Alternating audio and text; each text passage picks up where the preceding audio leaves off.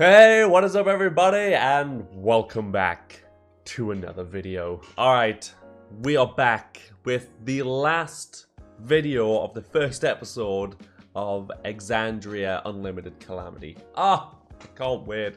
It has taken 4 episodes because I've basically done an hour-long episode for each. This one's literally just under an hour long. But I assume they're probably going to have like an exit, like outro maybe, or another break. I have no idea, but we'll figure that out as we go.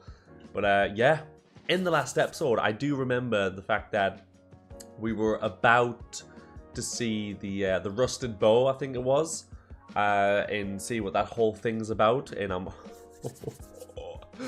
I've been waiting for it. I can't wait. And yeah, the gang's finally together. Everyone's in one area now. It took pretty much like 2.5, 3 hours to get the story to collide with all of these different characters, but we got there. We managed to get there in the end. And of course, who can forget the highlight of yesterday's episode, last week's episode, Bolo. Apparently it's a fan favorite, or she's a fan favorite, or they are a fan favorite. I don't know what it is exactly, but I love it. They are so freaking, I don't even know how to describe them, but Brennan plays them amazingly. But yeah, hopefully we get more of them. If not, that'll be thoroughly disappointing, but hey ho, I'm sure you'll have more fun characters to come. But yeah, finally the last episode of episode 1. I can't wait to see what's about to happen. I'm going to assume it will probably end on some sort of cliffhanger where, you know, big things are about to happen, or something amazing gets revealed, or, you know, it could just be something mundane, like, yep, you all head off to bed and go to sleep. Alright, we'll conclude episode 1 there. Could be something as simple as that, but we're about to find out. So let's go. Alright, Brennan, what have you got for me? Timing. I think there are a lot of things that have to line up in order for something like this to AMD work. software, Adrenaline But it Edition. wasn't successful. Most of these, as you said, aren't. I wouldn't be the one to weigh in on that, but How would you know about it if there wasn't something left over? Like, if there was nothing, then... Also, I absolutely love the way she interacts with her character all the time. She has like the same little quirk where she'll just go, just start, how could you do that though? It's great. no one would know that anything had happened. So there's something. Is there something? indeed, and I didn't want to detract too much from our champagne, but okay, there's a bow. I pull out from behind my cloak, tucked in between where my wings are, the half of this rusted, patinaed bow. Rusted, look at it? patinaed bow. You can. You. I also wanted to get Zerk's eyes on this, but take it, okay? Yeah. I look at Nidus as well, just knowing that he has seen many an artifact. Yeah, I'll take a look at it as well. Hell yeah. Those are, I'm sure, approaching.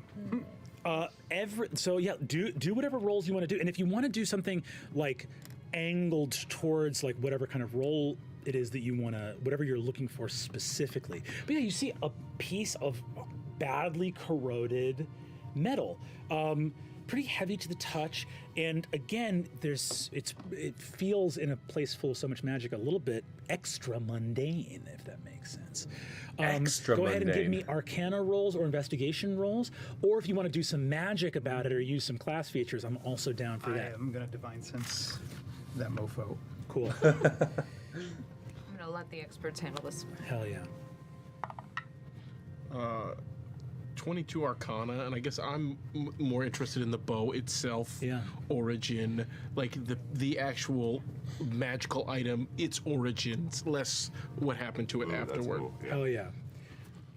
I got a 24 in Arcana, inspecting it with the eyes of someone who runs the engine that breaks down magical artifacts constantly to like fill the batteries. As she's sort of looking at it, I'm just gonna do something that I've done to her hundreds of times, but not in a while, and just sort of gently rub her shoulder and inspire her. Hey! If you want to throw some bardic inspiration on that roll, go for it. right. When you make contact, I think a little bit of her perfume kicks up, and it smells like a Silverin violet and petrichor, which were the flowers at our wedding. Oh, so adorable. So you get a D10. Oh my god, thank you. Come on, we're all good. Okay, high five. Too adorable. That's too bad. 29, incredible. Okay. So there is a moment. I think both of you are looking at this, right? And studying it for a moment. And I think Xerxes, you say the thing that kind of cracks it, where you do your divine sense and give everyone a hand into this. You're not used to seeing something like this, but the first thing you pick up as you guys start to inspect it is for something this mundane. You've never experienced something like this. You reach out with your divine sense. It's non-magical. It's a rusted scrap of metal. And normally, things divine presence kind of keeps a pace of their magical signature. This thing is utterly non-magical. So you're like, well, I might get like a whiff of something. Powerful divine energy, specifically celestial. Put it down, put it down, put it down, put it down, put it down, put it down. Put it down. Why? There's something's going on with this. I'm sensing a very powerful celestial energy inside of it. So? Yeah, I guess. Magical shit all day long. I don't think that's magical. You don't want made to of other argue with stuff. her. She'll always win, or she'll say she did. As Well, then put your eyes back on it and tell us what you see. as you look at it with that arcana, we'll come to the 29 first. So the first thing, because I think you also get a piece of information from Nidus. Nidus, you take a set of like master like tools out of your thing. You hit this with like a tuning fork that you have that you use for it to like okay, it's rare metal. What's the metal? It makes a weird note on the metal on the fork, the one you go for the most often, which is gold, right? It makes the right noise, but there's a weird tenor to it. And as you look at it, you look over the fragment of this bow. This bow was at one time 12 feet tall. What? You can guess exactly what this is because the All right, so I'm guessing the bow being, having a celestial energy coming from it, and also the fact that it was 12 foot tall. That is quite literally two of me standing on top of each other. I'm going to assume it obviously belonged to one of the gods, whether it's one of the betrayal gods or whether it's one of the prime deities. I've got no idea. Could be a completely random god that I've just never heard of. Could be one of them that, was it Xerxes? Xerxes seen in the dreamscape at the very beginning. I don't know. all of you watch like Nidus like listen to this tuning fork. This is made of gold, but it's not made of gold from any mine on Exandria, because this is gold wrought from the heavens themselves. This is extraplanar gold. You are what your dear friend Laren is holding is the former bow of a solar, which is a type of angel. It is a That's the pretty highest cool. angel's direct servants. Have I ever seen anything like this before, or You have to go through a process of elimination in your head to get here. There are jokes from like back when you were on like a pirate crew back in the day. Like there were jokes about different kinds of gold, and someone used to talk about. There was some cleric that like ended up being captured by the ship briefly before they could get like ransomed back off to their clergy. That was talking about like bows of pure gold wielded by solars, and a bunch of pirates would like laugh about like if I could ever get my hands on a bow of pure like. So in your head you're like, this is extraplanar gold from a bow, and just you're familiar enough with all objects of great value that you're looking at the curvature and you're like, this if you complete this curve, it only makes sense in a bow. if it goes for another 6 feet? Yes. Right, exactly. I think you guys watch Nidus hit this thing, and just for the next minute, it's just banging it. Incredulous. I'm not making this up. Nidus! He's got to check it like 12 times. This is of the heavens themselves. This is the bow of a solar. 12 feet in length. Pure celestial gold. I love Travis. With that information, on a 29, you put together the pieces that you've been given. Do you think that Sarah would have shared the forensic stuff from before about the nature in which this was dispelled? Yes.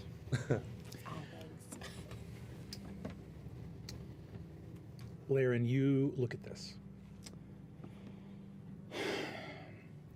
This, as Nidus speaks, and you know exactly what to imagine in this place, you realize the reason you have a fragment is that the bow at its center must have been shattered.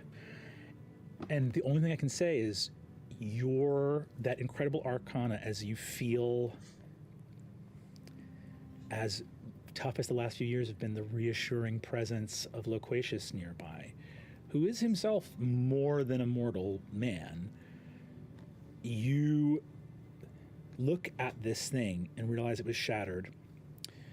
In your head, you immediately go to Mage's Disjunction, 9th level spell, something that could have destroyed that. You look and look and look at this. You know how to look for the residue of a spell. This, first of all, the bow of a solar could not be dispelled by a mortal mage. And not only that, you think that this wasn't a spell. I think it was just shattered. Something broken, deeper and older and more profound than a spell happened. You know for a fact that nothing Vespin Chloris did or ever could have done what happened to this. So the question that your mind immediately goes to is, Vespin didn't do this, so who did? Because when he tried whatever he tried, perhaps very quickly there was someone or something else in the room with him. And its mere presence took the weapon of one of the heaven's mightiest warriors and shattered it without effort. Two things happen sort of simultaneously. I don't even want to know what it is. Even as Laren explains that to the group, she begins to pocket it harder. And I want to ask you, the rules for interplanar travel usually require a bit of metal, something that you can attune to where you're headed. Yeah. Would this count? It has lost all of its innate magic, but spell components rarely need to be magical. This would absolutely work for that. And I think even as she explains it, and is very fearful and kind of gives you a furtive look at what could be powerful enough to do this right away, she can't help but smile. That she has the last thing that she needs.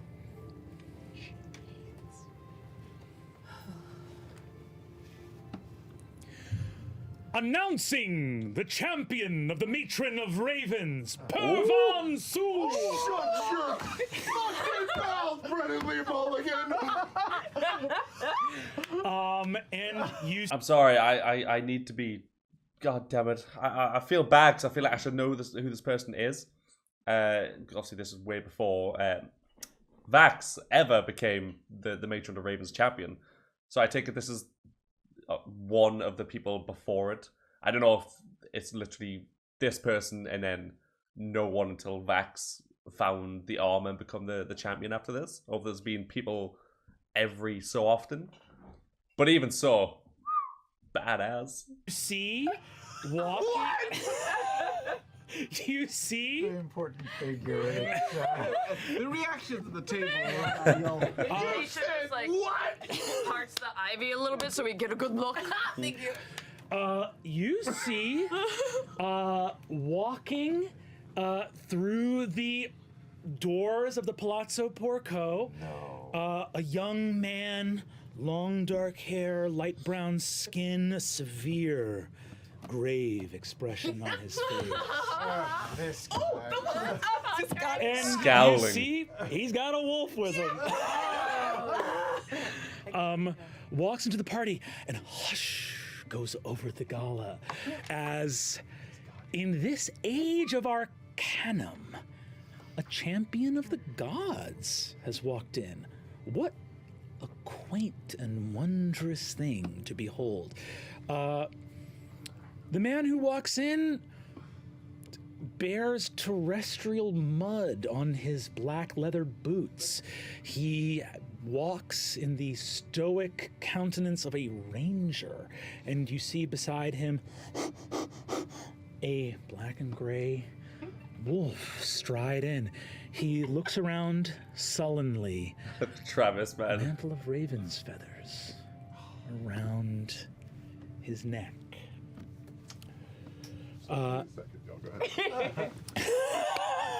He's not clad in armor, though. You do not see him clad in armor. Oh, interesting. Oh, of course. Oh, Shit. Okay. oh. I'll tell you after. I think Travis is so out of it right now. Why would any kind of special armor be needed in this wonderful age of Arcanum? Sure. He's just a guy. He's just a guy. Hold on his boots.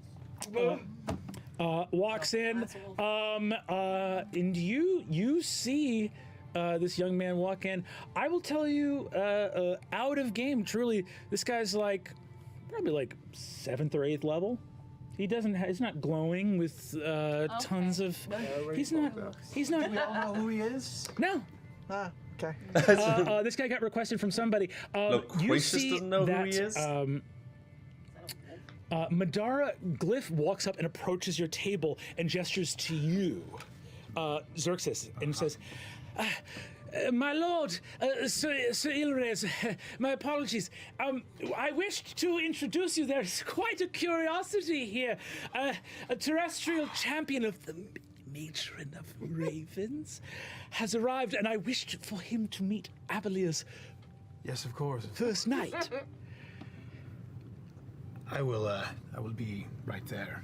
One moment, please. Very well. I don't want to show that we're so earnest. Of course, I meant only to say because he himself is a champion of the course. the Raven Queen, Yes. and of course our champion draws on divine source without, of course, needing any deific intermediaries.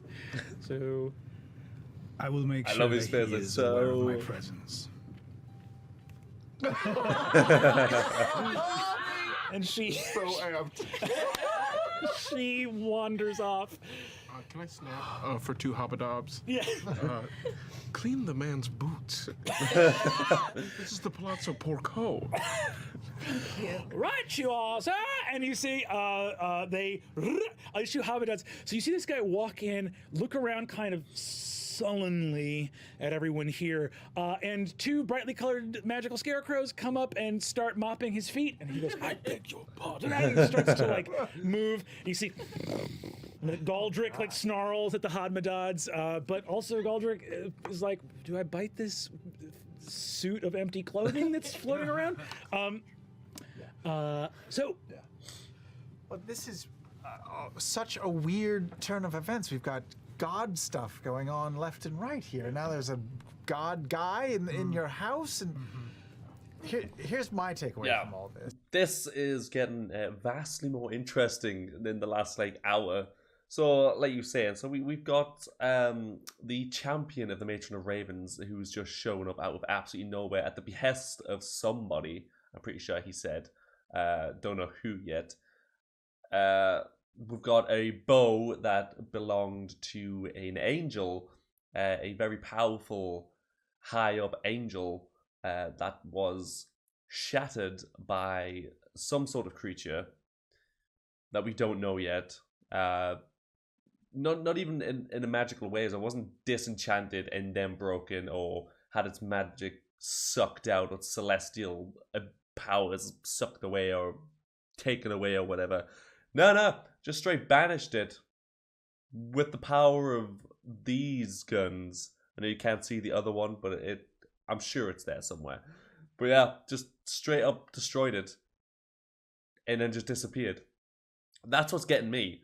It's like destroyed the bow, but like what did? Where did it go after that?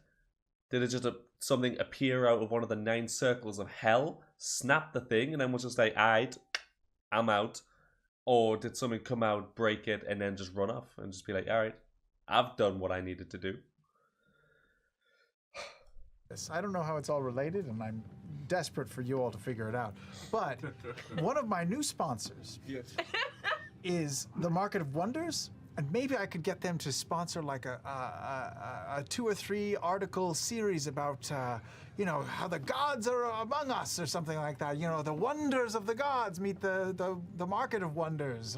I don't think anyone's going to believe you. I'm spitballing. I'll keep working on it. You guys figure out the nitty-gritty of the connections here. It definitely feels like it could be something, but there is something, the celestial, the prophecy sort of sensation you're describing in your dream does make me wonder about, should we consult with the Hall? Is it the Hall of Prophecy? The Hall of Prophecy. The Hall of Prophecy. I mean, the oracles there might be able to help illuminate some of the meaning of your Well, I dreams. heard they're taking a little 24-hour respite because they're tired or Oh, yes, of course. How convenient. something. I didn't hear that. Why didn't I hear that? I don't know. Actually, I was going to ask you there, and I heard they're just not responding. Laren's trying to cram that bit of metal into her clutch. Um, Stupid tiny bag. To Loquacious and Laren, it's strange that you haven't heard that the Hall of Prophecy is that's closed. weird. That's very weird. It is closed. I mean, Or I haven't heard anything about that. I was just like, I don't understand why they can't just wait another 24 hours till after the replenishing to take their Would we little know? vacation. They're also the prophets. When they take a day off, they would know about it in Is there a advance. precedent for that? Has that ever happened this before? weird. There is no precedent for this. Very interesting. well, All We right. should probably go and check it out. Yes, we should. Us ourselves? Well, yes, I mean, Well, I have a lot with regard to the Yeah. replenishment We and should. other things. So, We should. Well, I want to go and have a word with this champion at least. oh yes. sure. Do you need some backups? Do you need I some- would like some extra eyes Yes, in we'll case you all notice stand- something that I don't. We'll all stand nearby, kind of in a loose circle. Let's surround him, actually. yes, Yes, surround him and step in. Yes. In a very loose circle, they're all like 5 feet apart, just circling him. Like, I take it these are your friends. Like, I've never seen this man before in my life. Don't break eye contact with him. I wouldn't mind knowing who invited him in particular, unless you know, Paisha. Yes, he's a guest of a member of the Silver Ring, Magistrate Yes. Hollow. Or this is the Dean Lycretia Hollow. Jean Lucretia Hollow. Yes. Dean Lycrajalo, and what is their area? Necromancer. They are the Dean of the Throne of Necromancy. Okay. Well, of course, that would be the one to invite in. Yeah, of course, yeah. I'm going to then step outside of our little field. As you all go over to approach, I mean, it is a curiosity, certainly. You see Lycretia Hollow along with Madara Glyph and the Magister Micah Cormorant, Speaker of the Fourth, have all sort of gathered around this young man, Pervon Sul. And as you approach, you can hear the Magister say, "Surely some great distance traveled on foot, no less. I can't imagine. It's quite a journey. And how long have you sworn this devotion So to Pretty quick, the Radiant the champion. Eminence, the matron of ravens?" Pervon looks out and goes, "Many long years have passed in the service of the Raven Queen, my mistress. I have come to speak on matters divine to the Septarian." Oh. Of course you have. Of course. You see that there is a ruffle of polite laughter, and this guy looks pissed and sad at the like look of sort of derision. You see, he says, he's like, "I understand that the Septarian is the ruling council of Avalier. is this not correct? My understanding is that a number of artifacts may have been brought here in to the city. You see, everyone sort of looks around, confused at each other. He says, "The Septarian is what I must speak with." I'm going to approach and try to break this up. And I was about to start talking shit, so that's good. I kind of got there in time to overhear some of this, and Xerxes is kind of stroking his beard. He has a beard. Yes. In the front, there's like Relatable. one tightly braided, longer kind of lock. And he's kind of stroking that as he's taking in this champion, and steps forward and he says, "Champion of the Matron of Ravens, yes?" You see, he bows his head respectfully to you. First Knight of Avalier. First Knight of Avalier, yes.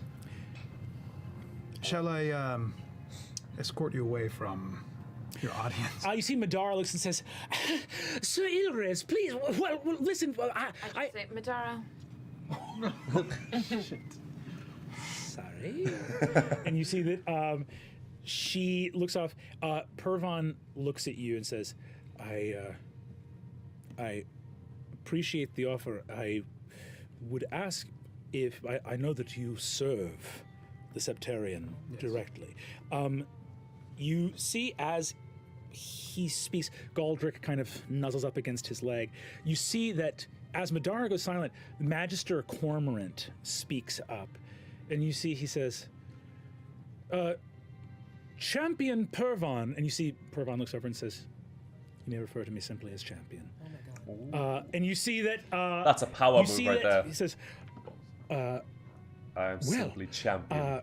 I think it quite telling that you should know that our first knight, Xerxes, is a wielder of divine magic, with no devotion to any deity to speak of. He has mastered the ability to call upon the divine. So, right, what kind of crazy plot twist would it be if it turns out that Xerxes isn't actually, getting the power from a celestial being?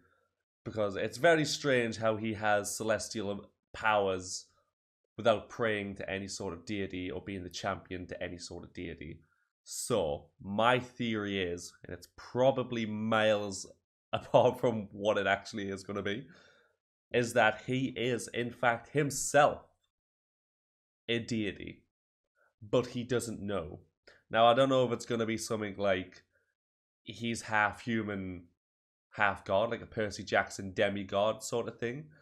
He could be a Nephilim, he could be a half angel, or I am miles off and it is completely something else. But we'll find that out soon.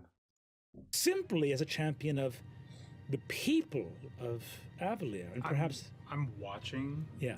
Pervon, I'm just wanting to see how all of this lands on him. I'm not even looking at the Magister that's talking.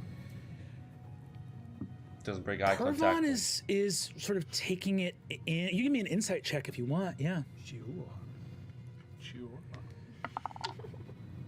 17. You can see Pervon is deeply uncomfortable and does not wish to be here. Mm-hmm. You see that Magister Cormorant simply says, I simply think it interesting. There's been so many upheavals in recent history. You yourself, the champion of a new deity, and our champion not needing a deity whatsoever. And you see there's sort of some polite laughter. They're just trying to mock him You see, or Lucretia something? Hollow looks over at you, Paisha, and says, it is so striking, champion, that the matron of ravens ascended to the heights of divinity, but saw fit to, of course, erase her magical research. We live in an age in which knowledge, as our Keeper of Scrolls can attest to, is shared. Seems rather interesting that the greatest arcane achievement of the age would be erased. Feels somehow not in the spirit of the age. Who's saying this? This is Dean Hollow of the College of Necromancy. Pervon looks out and says, I do not care for this conversation, nor to continue it. It's the only conversation you're going to get, so maybe you pipe up.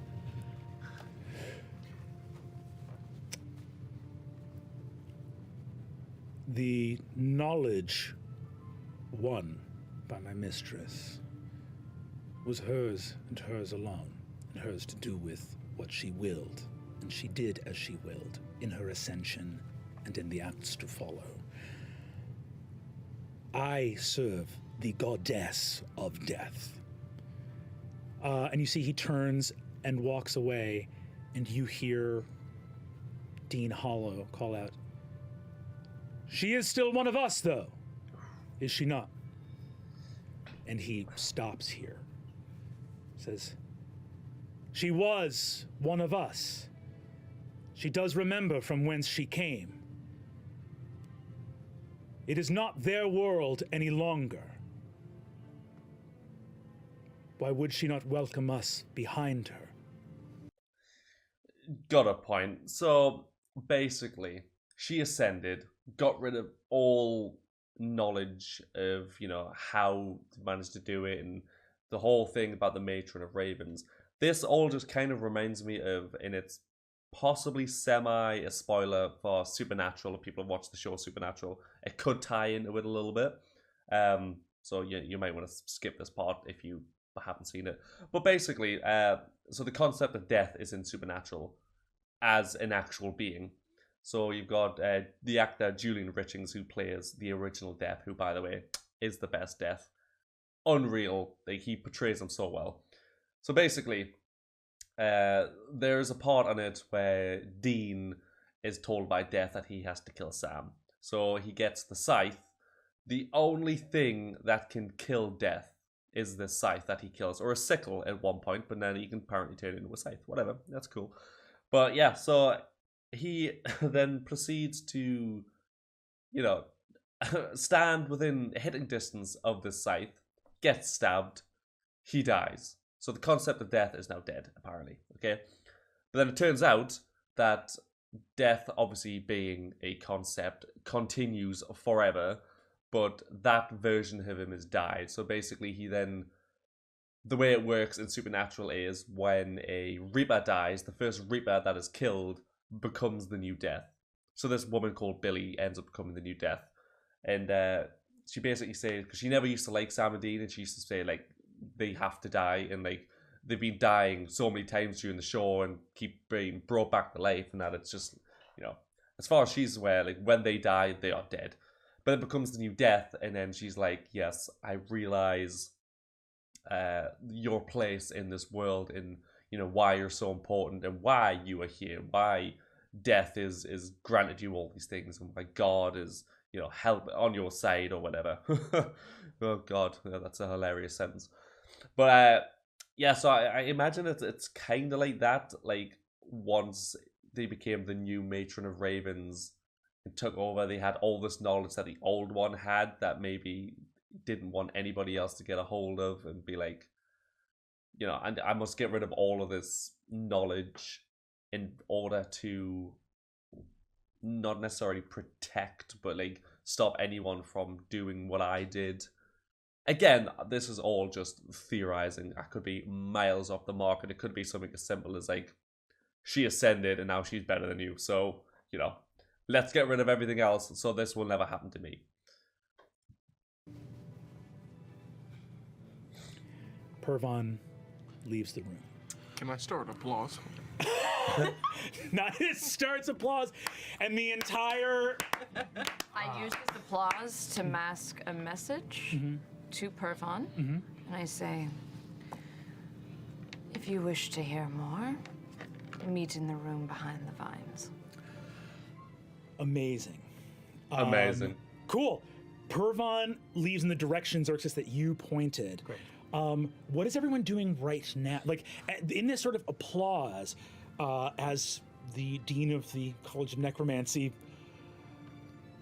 effectively claims a member of the Prime Deities as still being on the home team. Laren is going to like start walking for the door, but I do use my my bracelet to send ascending to Nidus. I need 4 automatons in the heart right now. I have what I need, and I have very little time. Oh, yes. Nidus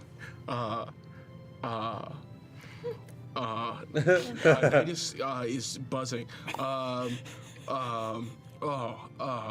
Who's the? I grab a Hobbadob. Yeah. I grab a Hobbadob, and I Get just Polo. write down 4 automatons to heart this instant. she's there.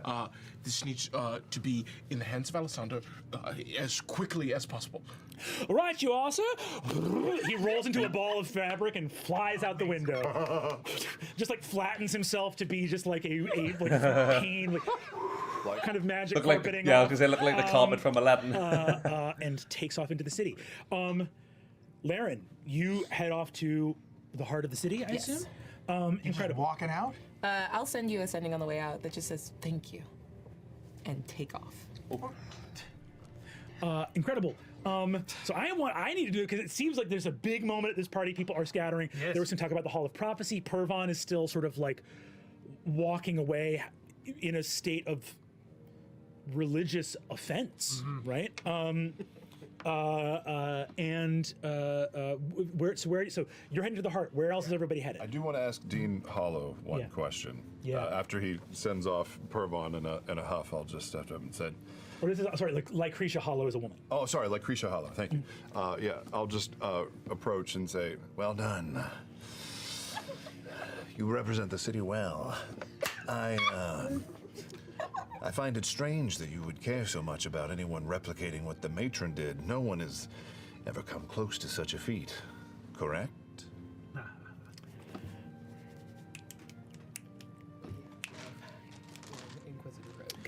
Give me an insight check. Let's go. 23. Wait a minute. What's your plus to insight? 13. Cool. So, she looks at you and says, Actually, I have a. Wait a Yeah. minute. I have. yeah, she looks at you and says, I'm sure I haven't the faintest idea. And the ring on your hand glows. Pulses. Oh my god! Go. Cool as fuck. There it is. There it is. Fair. Very fair. I hope you enjoy the champagne. I'm sure there's lots of it. You walk away seeing the silver circlet around her neck, marking her as a member of the Ring of Silver. Can I pull Patient for a dance real quick? Oh, that's so good. We adjourn to the dance Sorry, floor.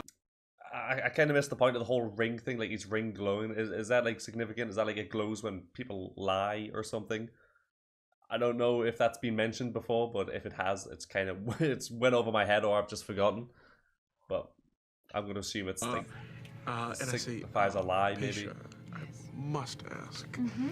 You know that I am happy to make allowances for certain members that are perhaps not entirely recorded in the guild's records, of course. You need not remind me. Yes. Though I must ask, everyone up until this point has been someone of influence and someone who I was happy to do a favor for. However, today I was visited by Magister Cromwell. This would, I believe, this actually was Milus. Oh, yes. Milus' friend. Milus' friend. Today I was visited by a low-level Magister Milus friend asking for the same sort of allowances that I've been giving out to members of more esteem. So I must ask, have you been offering my services to members so low as he? Do I recognize his name? Give me a history check. Well, my history's okay. 18. Oh, wow. Circle's been breached. Milus' friend's not one of yours. there might be some people who need to forget some stuff.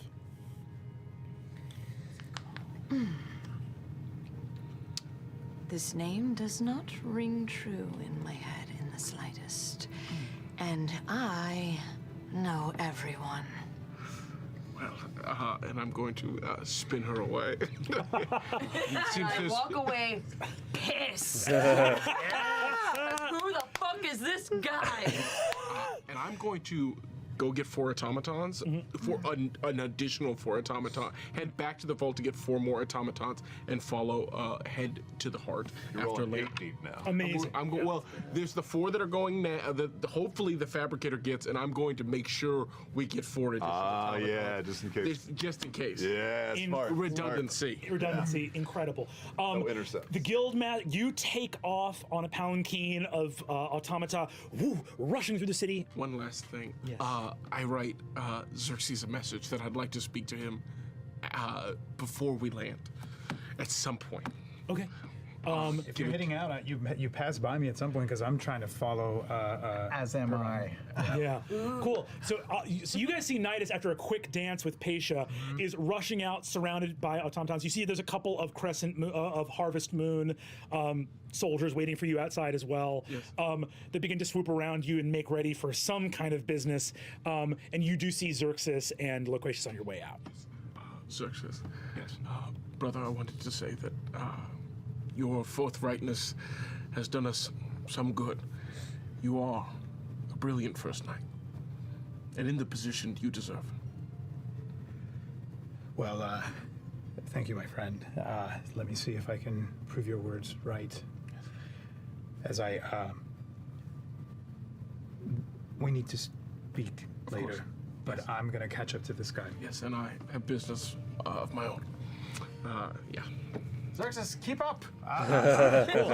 Guildmaster of the Golden Scythe takes off to go grab automata. You're like going through Excelsior Square. It's a zoo. It's the eve of the replenishment, and you're like fighting through Excelsior Plaza to get to your automata. You rush down back to the heart of Avalier with a fragment of extraplanar gold.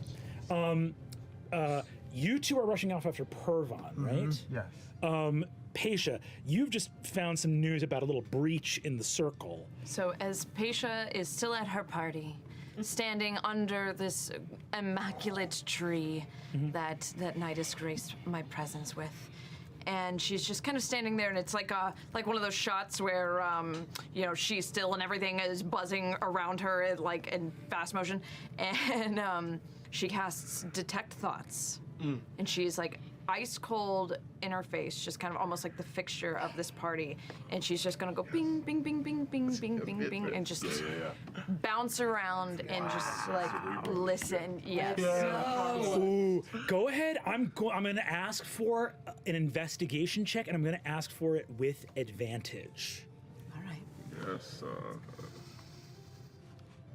I'm gonna set a pretty low DC. God, there's so much stuff happening you got the now. psychic power. I know I'm super quiet. I'm just trying to absorb everything. Weak. We're gonna need that low DC. Weak. Yes. Thank God. 12.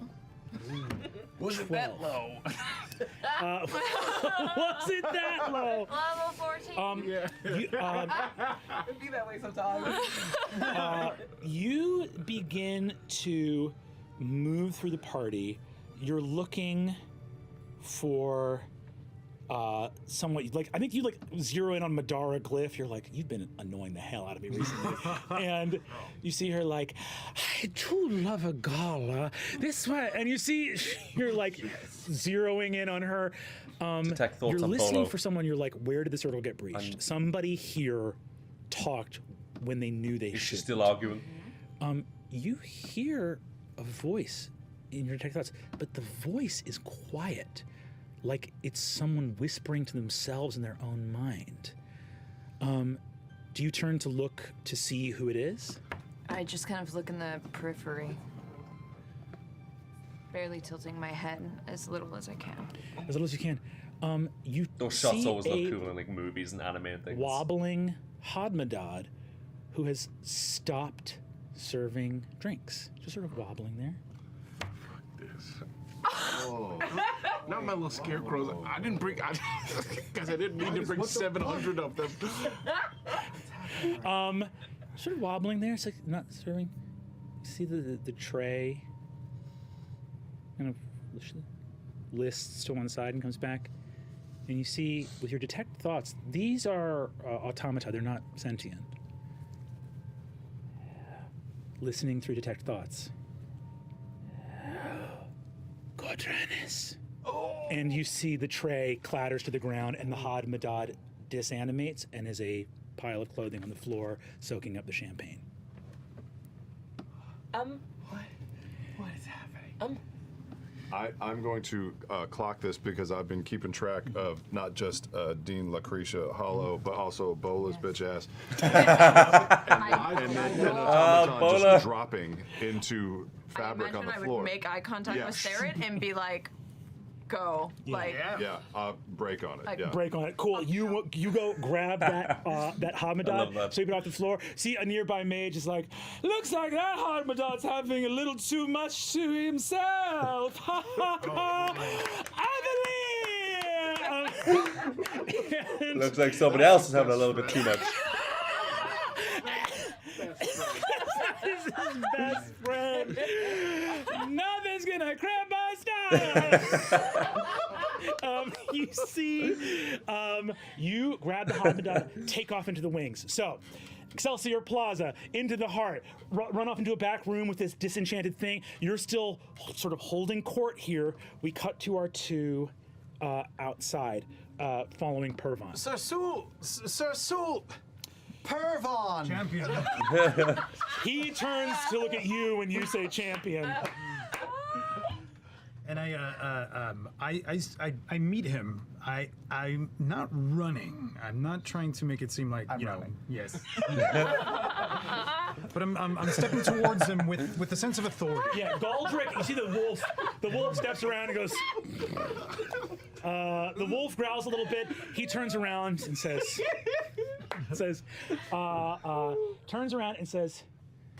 "May I help you?" Well, I've come to ask that of you.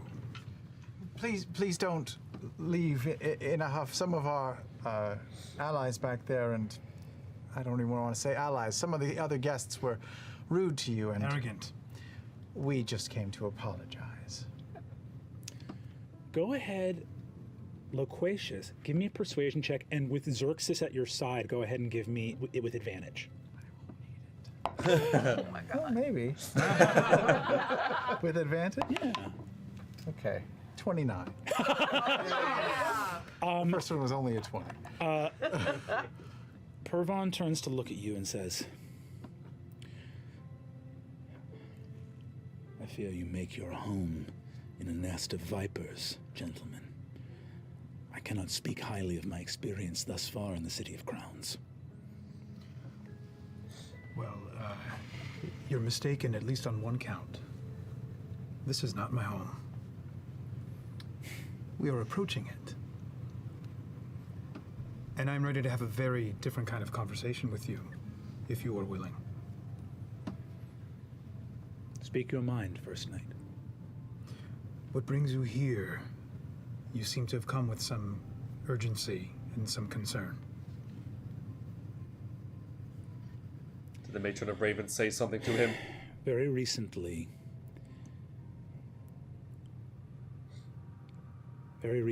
I have come into the awareness that my mistress feels a concern. Something is moving upon the face of Exandria. Something that for the moment eludes even her sight. So this is the thing that escaped and broke the bow, right? Her counsel brought me to Vasselheim, but my search was drawn short when I arrived at the sanctum of Vespin Chloris.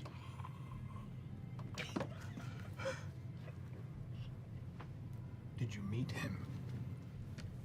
No, he had gone missing by the time I arrived.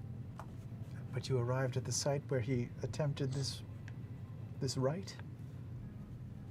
Here you see Pervon looks surprised. You just said something Pervon did not know. Oops. Oops. I will I've said too much. Gift of Gab. I don't even know what that spell does, but What does that do? I take it back. Yep. oh, you take literally a redo, Rewind. an Uno reverse card. I love it. You see, he. So in other words, that is like a vision that you have of the future that is quickly drawn back, and you see he goes, "Wow. I cannot long remain in this place. My heart belongs back in Isilra. There are still answers waiting for me in Vasselheim. I came here to attempt to find reason amongst the mages of this place. There is precious little to find here." You may be incorrect about that.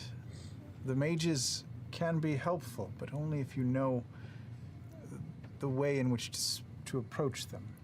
We can help in that matter if you give us some information we can pass along to them. Be a conduit for your matron.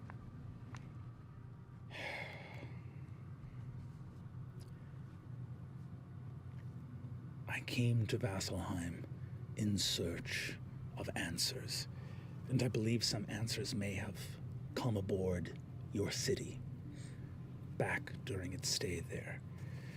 The auguries which I used brought me here, but with little detail in the way of what I sought, so I came to ask the aid of mages.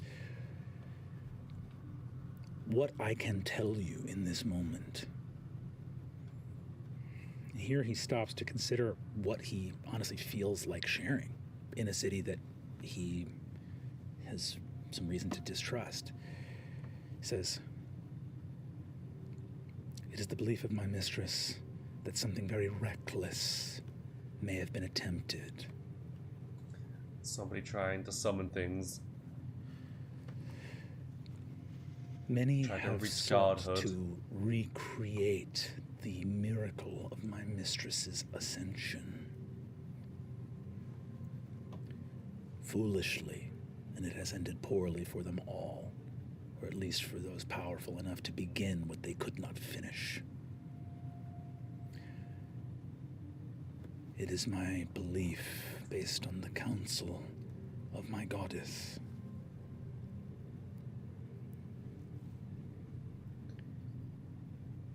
the Archmage Chloris attempted something wholly different.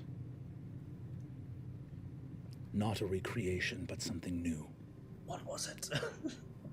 Something much riskier and more foolhardy. Tried to take. Riskier than an ascension to godhood?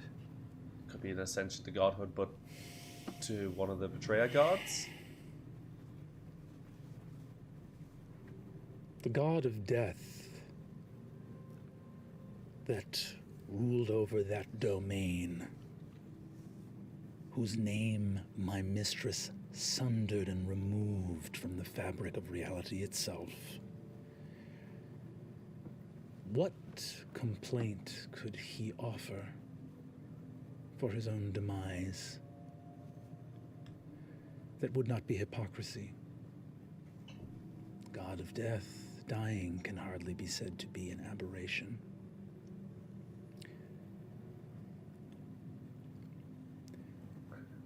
It is my mistress's belief that Vespin did not orient his attentions in the direction of any of her or the counsel she keeps.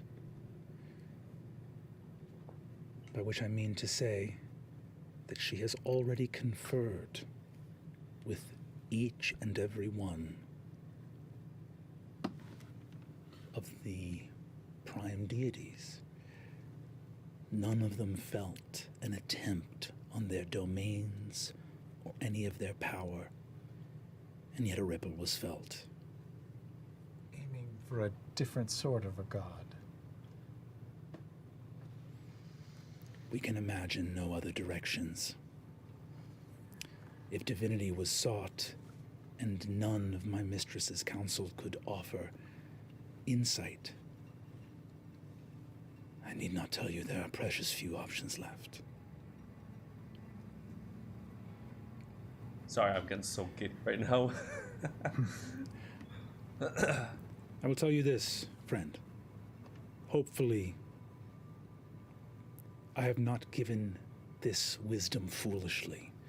You understand the implications of what I now tell you. If we are correct in what Vespin's focus was, then it is deeply troubling. The lack of sight into what may occur. Even more so. Forgive me, champion. I must implore you to speak plainly. They're not in riddles. What do you think happened? And tell it clearly, please, so that I too may be clear on it.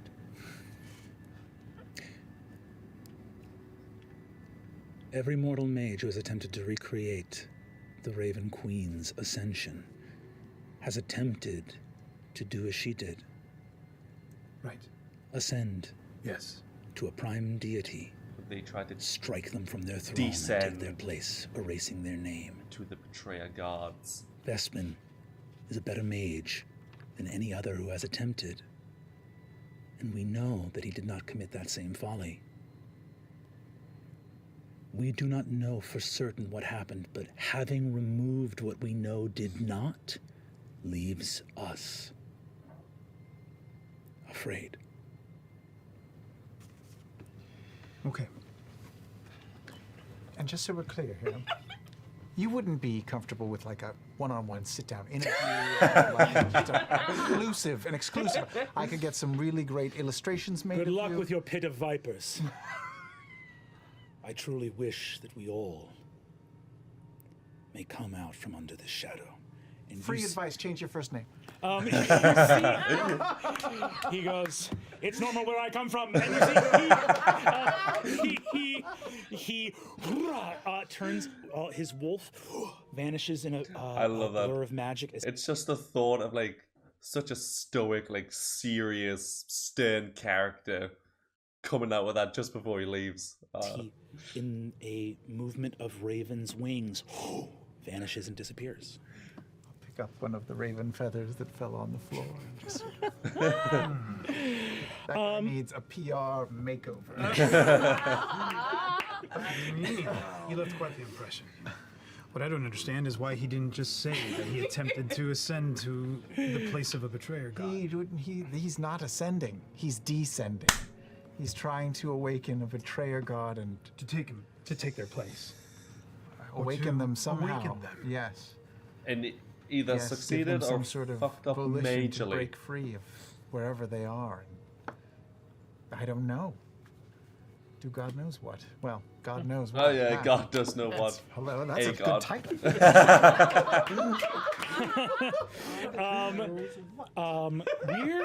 We're going to cut from here. So, thankfully, you guys have scattered the party, which is great for me. Love that.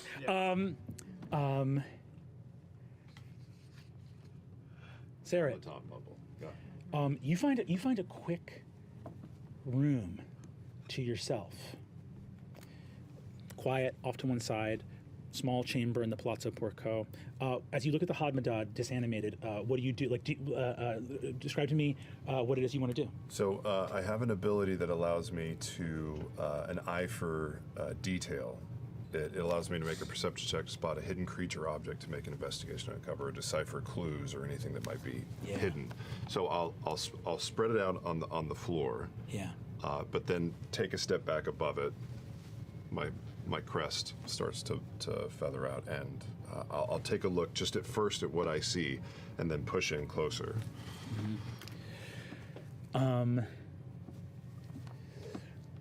You take a look closer here. Go ahead and give me an investigation check. Okay.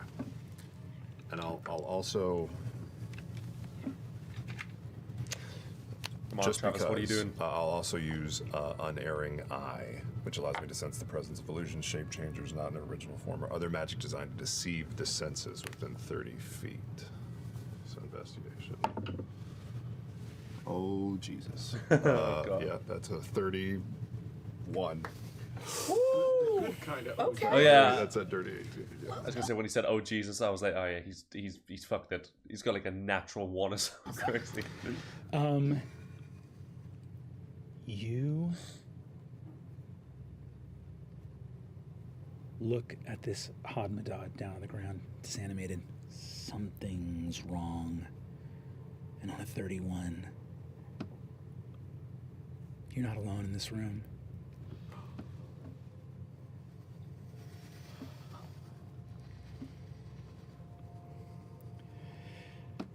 Invisibility is a pretty beloved power.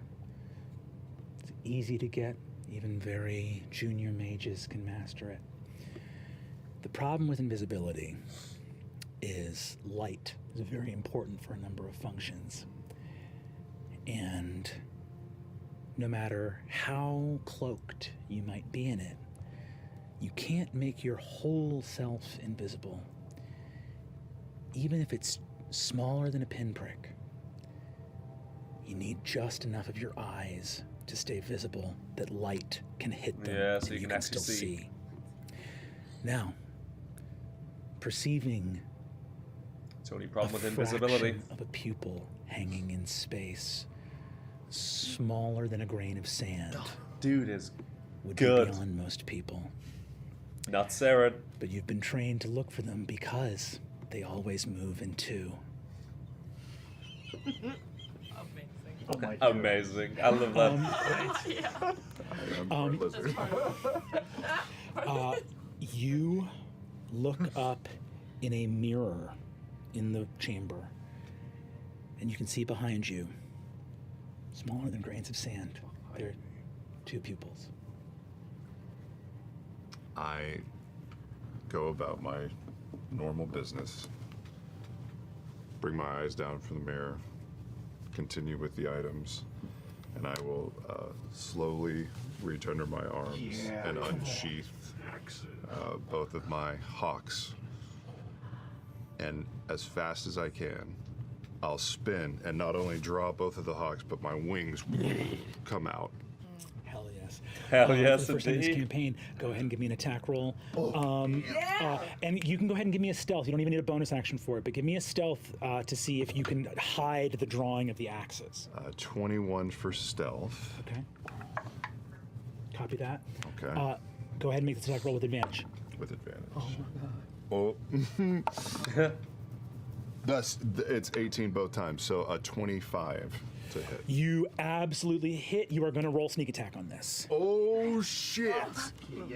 Okay. Sixes. Is that 8 d6s? It's 7d6. 7d6. Oh my god. Okay, so that's 24 points of damage. You rolled 1 6. No, I know I did it because I mean I could do 7. You know what? No. You know what? I have him here. Do I it. have him here. Why not? I should just do it. Yeah, Okay. come on. Let's hear the noise. I've never rolled this many fucking. Hold on. Let's go. Okay. Do that math. Do that 15. 23. 25. 25 points. Nailed it. Semi you better. Whip around. You see where the eyes are, so you don't need to even see where the neck is. If the eyes are that far apart, right there. The first thing that becomes visible is the blood hitting the wall, and you hear the drop before the spell fades. Oh my god. This person went from being invisible to being dead and didn't have time to register what was happening. You see a body materialize out of invisibility. Dude, that's badass as fuck. Chunks of skin carved off of a shaved head. Lips carved off of a face. What? Wearing rags covered in infernal runes. A mortal man who nonetheless is stitched together with orange irises and bloodshot eyes staring out of a dead face. You hear behind you from the mirror. You will never reach the Wild Mother's embrace in time. Are you looking for something? You turn around, and in the mirror you see a shape. In mist, swimming in the fog. In the mutilated face of Vespin Chloris.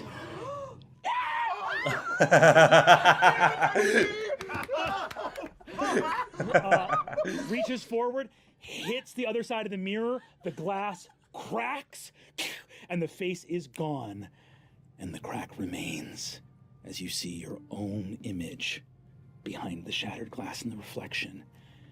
And that's all for this episode. Oh, fuck. That's all for this episode of Exandria Unlimited Calamity. Tune in next week. Let's see if things get better. I don't even have to tune in next week. I could literally just jump straight into it.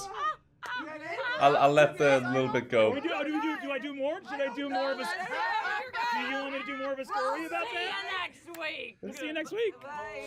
That's all. Oh, we had with. Is it Thursday? Oh, is it Thursday? Is it Thursday yet? There you go. There you go. Is it Thursday yet? All right. Well, that was the end of episode 1. I was 100% correct. It definitely did end on a cliffhanger, which is really, really just wanting to make me watch more of that first episode, man. Like I said, obviously, the first episode of any story, especially when it's D&D and it's literally explaining a whole myriad of different things that all have to come together and all have to work, is gonna be a bit slow. But the end, man, that last bit especially, I mean, basically this entire episode, really, this entire video has been just non-stop action. There's been the Matron of Ravens has shown up. They found out that the bow was broken and belonged to an angel. Vespin Glorin comes showing up via a mirror. Sarah's badass decapitation of some invisible dude. Everything about this episode was great.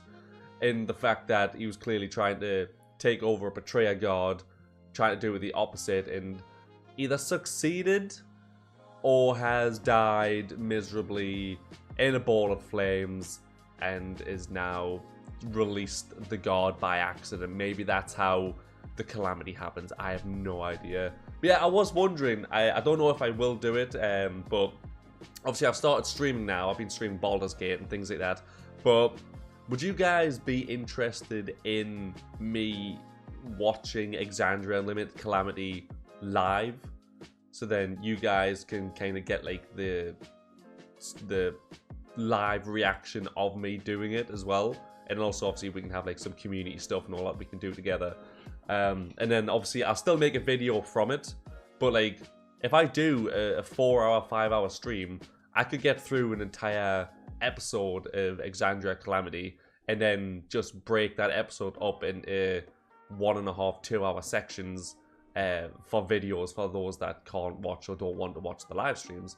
I don't know if that's something you guys would be interested in. I mean, we're almost an hour and 10 minutes into the video, so if you have made it to the end to even hear that, thank you. But if not, then I'll make a community post about it anyways for those that don't watch the video, haven't seen it, or never made it this far. But yeah, I absolutely love that episode, and I really cannot wait to get into episode 2. Bitterness and Dread, apparently, is what it's called. Yeah, thank you guys so much for watching this video. I hope you enjoyed it. I really do. And I will catch you guys in the next one. Goodbye.